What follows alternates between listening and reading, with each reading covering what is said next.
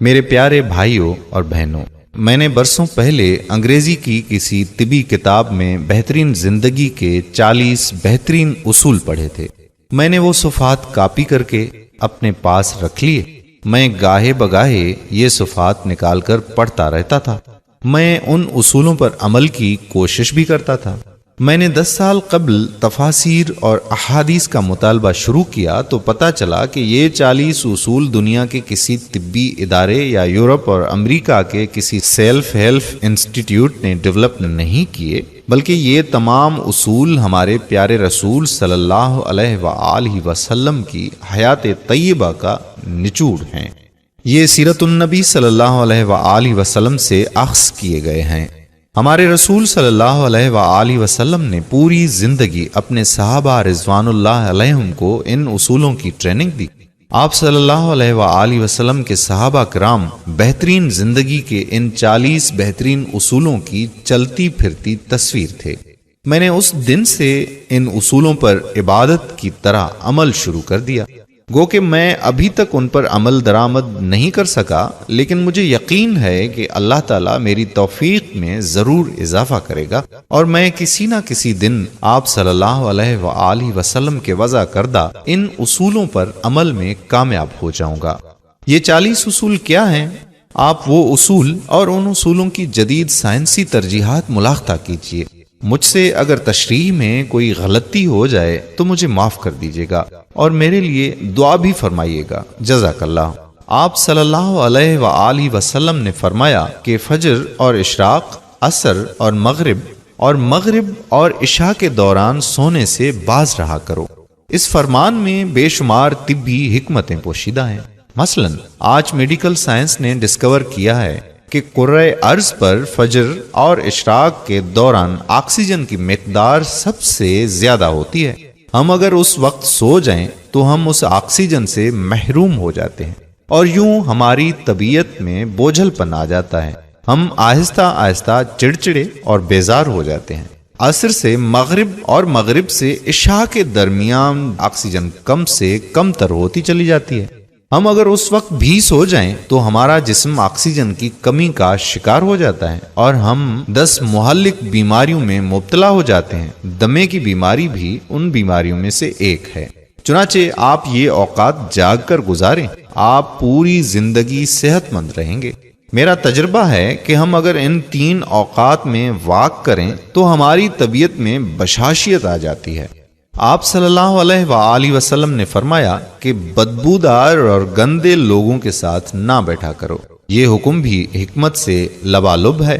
بدبو انسان کو ڈپریس کرتی ہے، جبکہ خوشبو ہماری توانائی میں اضافے کا باعث بنتی ہے۔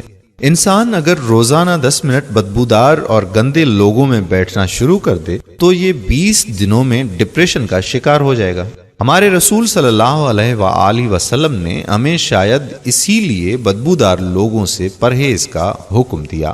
آپ بھی یہ کر کے دیکھیں، آپ کا مزاج بدل جائے گا۔ آپ صلی اللہ علیہ وآلہ وسلم نے فرمایا کہ ان لوگوں کے درمیان نہ سوئیں جو سونے سے قبل بری باتیں کرتے ہیں۔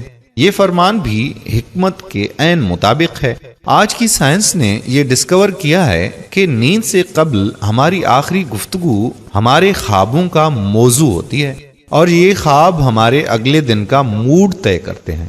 ہم اگر برا سن کر سوئیں گے تو ہم برے خواب دیکھیں گے اور ہمارے برے خواب ہمارے آنے والے دن کا موڈ بن جائیں گے۔ ہم خوابوں کے طے کردہ موڈ کے مطابق دن گزارتے ہیں۔ چنانچہ نیند سے قبل ہماری آخری محفل اچھی ہونی چاہیے، ہمارا اگلا دن اچھا گزرے گا۔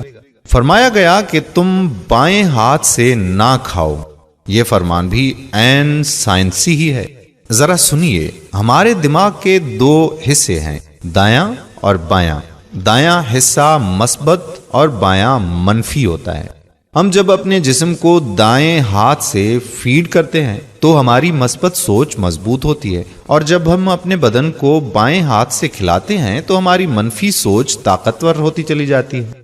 آپ مشاہدہ کر لیں، آپ کو بائیں ہاتھ سے کھانے والے اکثر لوگ منفی ملیں گے۔ یہ آپ کو ہمیشہ شکوہ شکایت، غیبت اور دوسروں کو نقصان پہنچاتے نظر آئیں گے۔ فرمایا گیا کہ منہ سے کھانا نکال کر نہ کھاؤ۔ یہ فرمان بھی سائنس سے درست ثابت ہوتا ہے۔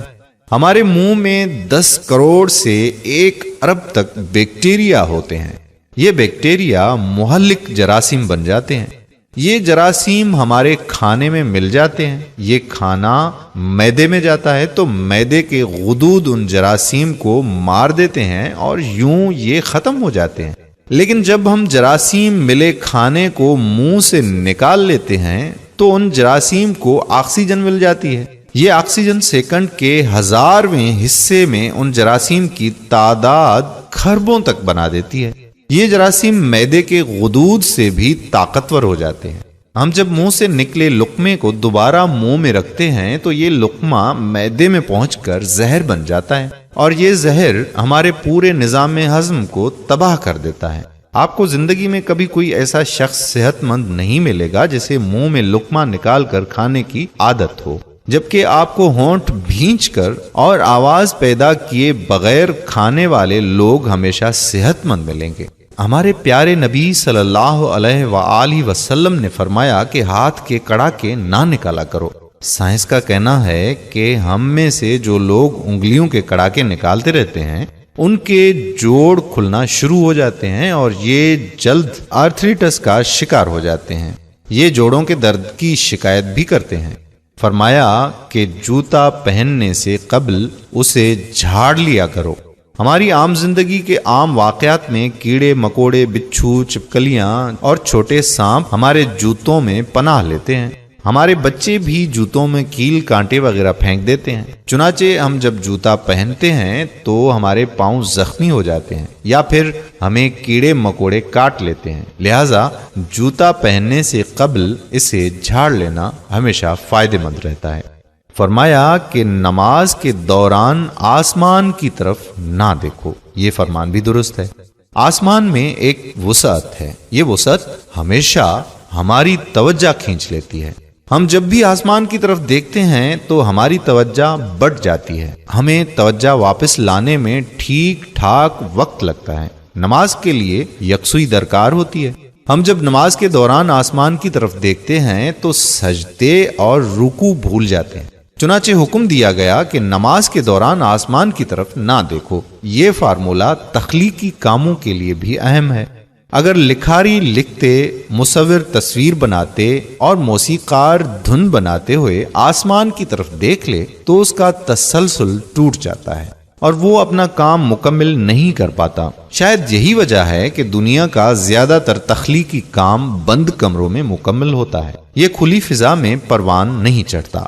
بیتھون کی سمفنیاں ہوں، ڈانچی کا لاسٹ سپر ہو یا پھر ٹالسٹائے کا وار اینڈ پیس، دنیا کا ہر ماسٹر پیس بند کمرے میں تخلیق ہوا۔ آپ تخلیق کا آئیڈیا لینا چاہتے ہیں تو آپ کھلے آسمان کے نیچے کھلی فضا میں واک کریں۔ آپ آئیڈیاز سے مالا مال ہو جائیں گے، لیکن آپ اگر ان آئیڈیاز پر کام کرنا چاہتے ہیں تو پھر آپ کمرے میں بند ہو جائیں۔ آپ کمال کر دیں گے۔ آپ کو انبیاء، اولیاء اور بزرگان دین بھی بند غاروں میں مراقبے کرتے ملیں گے۔ آپ صلی اللہ علیہ وآلہ وسلم نے رفع حاجت کی جگہ یعنی ٹوائلٹ میں مت تھوکو، یہ حکم اپنے اندر 2 حکمتیں رکھتا ہے۔ ٹوائلٹ میں تھوکنے سے بعد میں آنے والوں کو بھی تکلیف ہوتی ہے، اور دوسرا ٹوائلٹ میں لاکھوں قسم کے جراثیم بھی ہوتے ہیں۔ ہم جب تھوکنے کے لیے منہ کھولتے ہیں تو یہ جراثیم ہمارے منہ میں پہنچ جاتے ہیں۔ یہ ہمارے لعاب دہن میں پرورش پاتے ہیں، یہ معدے اور پھیپھڑوں میں پہنچتے ہیں اور پھر یہ ہمیں بیمار کر دیتے ہیں۔ آپ کو یہ جان کر حیرانی ہوگی کہ ہماری ناک جراثیم کو پھیپھڑوں تک نہیں جانے دیتی۔ ہماری ناک سے صرف کیمیکلز جسم میں داخل ہوتے ہیں۔ جراثیم زیادہ تر منہ سے بدن میں اترتے ہیں اور ان کا بڑا سورس ٹوائلٹ ہوتے ہیں۔ چنانچہ آپ ٹوائلٹ میں لمبی لمبی سانس لینے، تھوکنے، گانا گانے، آوازیں دینے اور موبائل فون پر بات کرنے سے پرہیز کریں۔ آپ کی صحت اچھی رہے گی۔ آپ صلی اللہ علیہ وآلہ وسلم نے منع فرمایا کہ لکڑی کے کوئلے سے دانت صاف نہ کرو۔ ہم میں سے بے شمار لوگ کوئلے سے دانت صاف کرتے ہیں۔ کوئلے سے ہمارے دانت وقتی طور پر چمک جاتے ہیں، لیکن یہ بعد ازاں مسوڑے بھی زخمی کر دیتا ہے، دانتوں کی جڑیں بھی ہلا دیتا ہے اور یہ منہ میں بو بھی پیدا کرتا ہے۔ لکڑی کا کوئلہ سیدھا سیدھا کاربن ڈائی آکسائڈ ہوتا ہے، یہ ہائیجینک بھی نہیں ہوتا، چنانچہ رسول اللہ صلی اللہ علیہ وآلہ وسلم نے اس سے پرہیز کا حکم دیا۔ آپ صلی اللہ علیہ وآلہ وسلم نے فرمایا کہ ہمیشہ بیٹھ کر کپڑے تبدیل کیا کرو۔ ہم میں سے اکثر لوگ شلوار پتلون یا پاجامہ پہنتے وقت اپنی ٹانگ پھنسا بیٹھتے ہیں اور پھر گر پڑتے ہیں۔ ہم میں سے ہر شخص زندگی میں کبھی نہ کبھی اس صورتحال کا شکار ضرور ہوتا ہے، بالخصوص ہم بڑھاپے میں شلوار یا پتلون بدلتے وقت ضرور گرتے ہیں۔ آپ صلی اللہ علیہ وآلہ وسلم نے شاید اس قسم کے حادثوں سے بچنے کے لیے یہ حکم جاری فرمایا تھا، اور آپ صلی اللہ علیہ وآلہ وسلم نے فرمایا کہ اپنے دانتوں سے سخت چیز مت توڑا کرو۔ ہم لوگ اکثر بادام، اخروٹ یا نیم پکا گوشت توڑنے کی کوشش میں اپنے دانت توڑوا بیٹھتے ہیں۔ دانت ایکٹیو زندگی کا قیمتی ترین اثاثہ ہوتے ہیں۔ آپ صلی اللہ علیہ وآلہ وسلم نے شاید اس لیے دانتوں کو سخت چیزوں سے بچانے کا حکم دیا۔ میرے پیارے بھائیوں اور بہنوں، نوٹ فرما لیں کہ یہ کامیاب صحت مند زندگی کے 12 اصول تھے، 28 اصول ابھی باقی ہیں، اور وہ آپ کے ساتھ اگلی کسی ویڈیو میں ہم ضرور شیئر کریں گے۔ امید کرتا ہوں کہ ہماری آج کی یہ ویڈیو آپ کو ضرور پسند آئی ہوگی اور اس کو صدقہ جاریہ کے طور پر اپنے دوستوں احباب کے ساتھ ضرور شیئر کریں گے۔ اگر آپ نے ابھی تک ہمارا پیج پیارا اسلام لائک نہیں کیا تو ابھی سے لائک کر کے فالو کر دیجئے، اور ساتھ ساتھ ہمارے یوٹیوب چینل پیارا اسلام کو بھی سبسکرائب کر دیجئے تاکہ ہم ایسی مزید معلوماتی اور دلچسپ ویڈیوز آپ تک پہنچاتے رہیں۔ جزاک اللہ خیرہ۔ السلام علیکم ورحمۃ اللہ وبرکاتہ۔